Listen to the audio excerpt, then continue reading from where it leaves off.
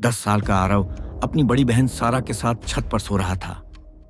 रात के तकरीबन 1 बज रहे थे कि अचानक ही आरव की आंख खुली। उसे ऐसा लगा जैसे उसकी आंखों के सामने काला साया उड़ते हुए नीचे गया है। आरव ने जब नीचे झांक कर देखा तो उसे एक बूढ़ी औरत दिखी जो कोने में बैठी उसे ही अपने पास बुला रही थी। आरव भी बेसुध होकर उसकी तरफ बढ़े जा रहा था। उसे इस वक्त बिल्कुल भी होश नहीं था कि वो आधा छत से लटक चुका है और अगर 1 इंच भी आगे बढ़ा तो छत से गिर जाएगा। पर आरव का सारा ध्यान तो इस वक्त उस बूढ़ी औरत पर ही था। वो जैसे ही आगे हुआ कि तभी उसकी बड़ी बहन सारा ने आरव को पैर से पकड़कर उसे गिरने से बचा लिया। सारा, आरव, ये क्या कर रहे हो तुम? तुम्हारी नींद में चलने की बीमारी कब ठीक होगी राम जाने।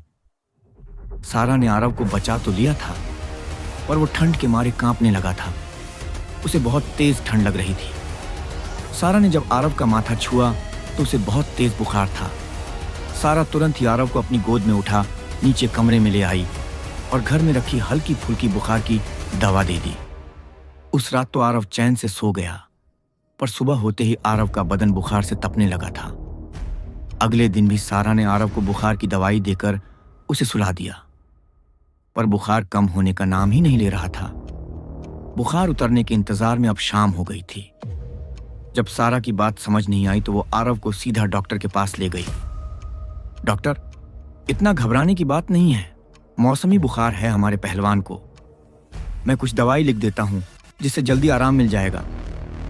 डोंट वर्री। डॉक्टर की बात सुन सारा का मन कुछ पल के लिए संभल गया था। वो दवाइयां लेकर वापस घर आ गई थी। घर आकर उसने सोचा भी कि क्यों ना माँ पापा को फोन करके सब कुछ बता दे, पर 1 हफ्ते के लिए घूमने गए उनके माँ पापा को वो इतनी सी बात के लिए परेशान नहीं करना चाहती थी। आज पूरे 2 दिन हो गए थे लेकिन आरव का बुखार कम होने का नाम ही नहीं ले रहा था। हालात इतने खराब हो चुके थे कि आरव अब नींद में ही कुछ ना कुछ बड़बड़ाता रहता था। कभी चीखता तो कभी जोर जोर से रोने लगता। रात के करीब 1 बज रहे थे। आरव का बुखार पूरी तरह से उतर चुका था। उसने जब आंख खोली तो सारा उसके पैर के पास ही सोई पड़ी थी। वो बिना अपनी दीदी को उठाए बिस्तर से नीचे उतारा ही था कि अचानक ही किसी ने आरव का पैर पकड़ उसे पलंग से नीचे घसीट लिया। पलंग के नीचे जाते ही आरव भी चीखने लगा था। वो दर्द से कराह रहा था मगर उसकी चीख सारा तक पहुंच नहीं रही थी, मानो जैसे वो किसी और ही दुनिया में चला गया हो। अगली सुबह जब सारा की नींद खुली तो वो ध्रुव को बिस्तर पर न पाकर बेचैन हो गई। उसने तुरंत ही पूरा घर छान मारा पर उसे आरव का कहीं अता पता नहीं चला। उसका भी मन उदास हो गया, आंखें नाम हो गईं कि तभी गौर से सुनने पर उसे किसी के ठंड में ठिठुरने की आवाज आई। सारा ने जब सिसकियों का पीछा किया तो उसे पलंग के नीचे आरव ठंड से ठिठुरता दिखा। सारा तुरंत ही आरव को अपनी गोद में उठा उसे गर्म कपड़ों से ढक देती है। सारा, तुम नीचे क्या कर रहे हो आरव? तुम्हारी तबीयत कितनी खराब है, फिर भी तुम मेरी एक नहीं सुनते। अगर तुमको कुछ हो जाता तो मैं माँ पापा को क्या जवाब देती, बोलो? सारा की बात सुन आरव कुछ न कुछ बड़बड़ाने लगा था, पर सारा ने उसे नजरअंदाज कर उसकी बंद आंखों को खोला तो उसके होश उड़ गए। आरव की आंखों में किसी बूढ़ी औरत का साया नजर आ रहा था जिसकी उंगलियां आरव की आंखों से बाहर आ रही थीं।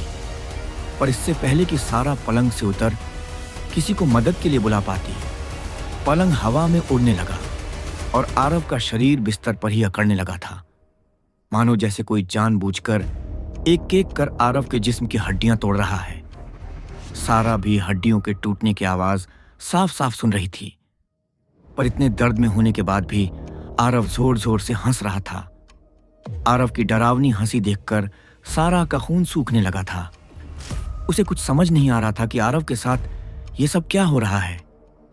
तभी आरव बिस्तर से उठ हवा में अपनी दीदी सारा के सामने आ गया था। आरव, बुला उसको वरना मैं तेरे भाई को अभी के अभी खत्म कर दूंगी, आरव ने चीखते हुए सारा से कहा था। अपने भाई का ये रूप देख सारा रोने लगी थी और उसने भी सिसकते हुए कहा, सारा, आरव, ये तुमको क्या हो गया है? होश में आओ आरव। सारा डरते हुए आरव को छूने जा रही थी। तभी आरव ने अपने हाथ से एक मांस का लोथड़ा नोच सारा की तरफ फेंकते हुए कहा, आरव, बुलाती है या नहीं, वरना मैं इसी तरह तेरे भाई के टुकड़े करती जाऊंगी। आरव का यह हाल देख सारा ने कहा, सारा, कौन हो तुम और किसको बुलाना चाहती हो? आरव, बुला अपनी माँ को जिसने मेरा यह हाल किया है, मुझे उससे बात करनी है। आरव के अंदर छिपे उस काले साए ने सारा से अभी ये कहा ही था कि इतने में सारा और आरव के माँ पापा आ गए। माँ, अब तू क्या लेने आई है? सब कुछ तो तुझे दे दिया था। आरव की माँ ने आते ही उस काले साए से कहा। माँ के इतना कहते ही आरव और पलंग पर बैठी सारा सभी झटके में नीचे आ गए।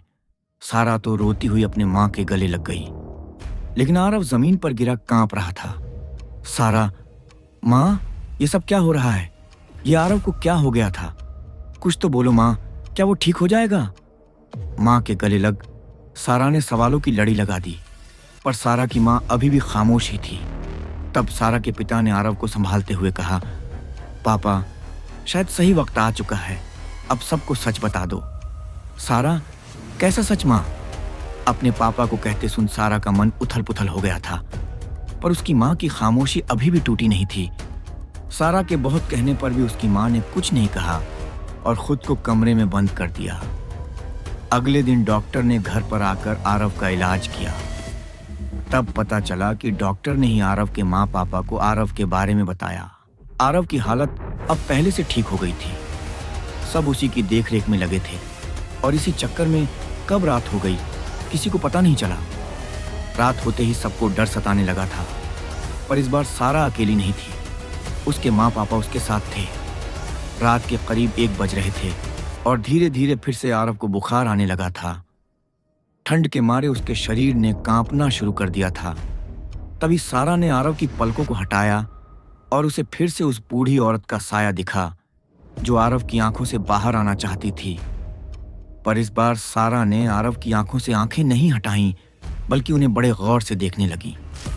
फिर अगले ही पल सारा के चारों ओर एक काला सा साया मंडराने लगा और देखते ही देखते सारा को भी ठंड लगने लगी और कुमुद समझ गई कि उसकी बेटी को क्या हुआ है।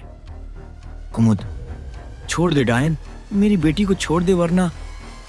कुमुद की बात सुनकर उसके दोनों बच्चे एक साथ हवा में उड़ने लगे थे।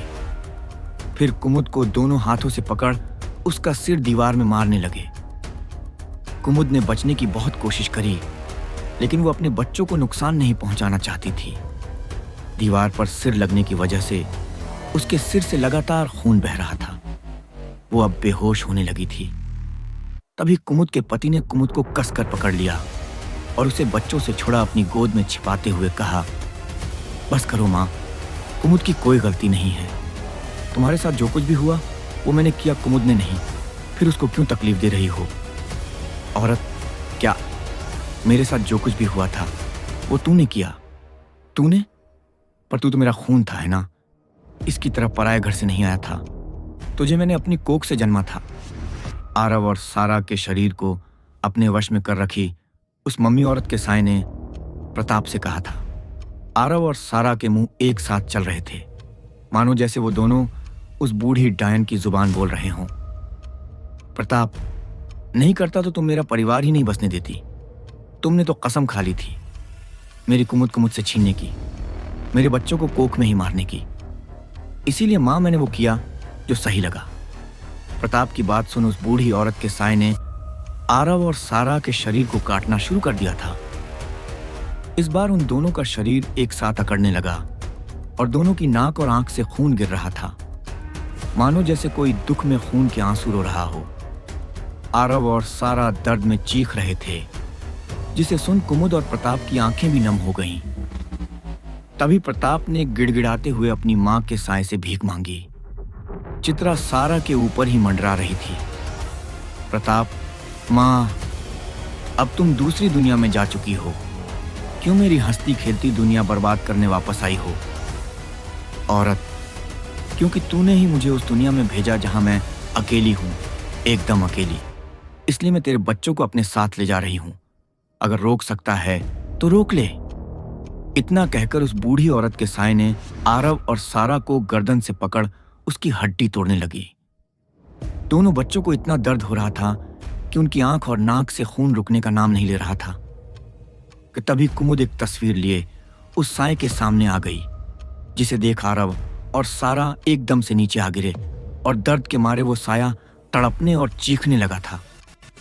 साया, हटाओ इस तस्वीर को मेरे सामने से, मैं कहती हूं हटाओ। वो जिस दिशा में जाता, कुमुद तस्वीर का मुंह उस दिशा में करके साए को तड़पाती रहती।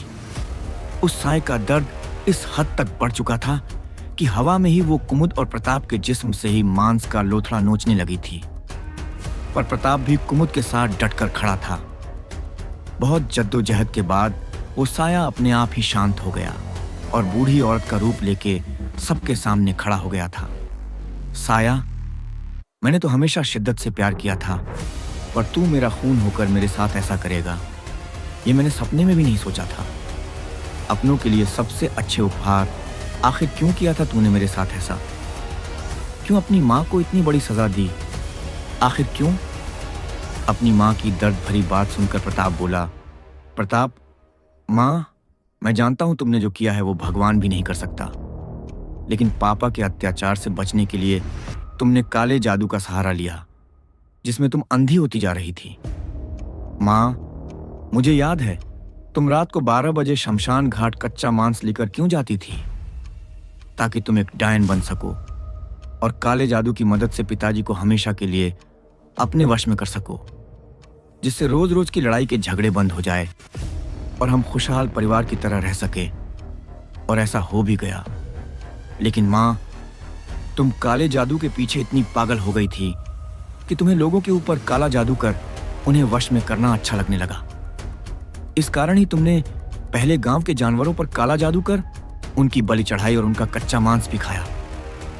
फिर धीरे धीरे गांव के बच्चे गायब होने लगे। तुमने बड़ी चालाकी से गांव में अफवाह फैला दी कि यह काम डाकुओं का या किसी बाहर के आदमी का है। लेकिन मैं सब जानता था माँ।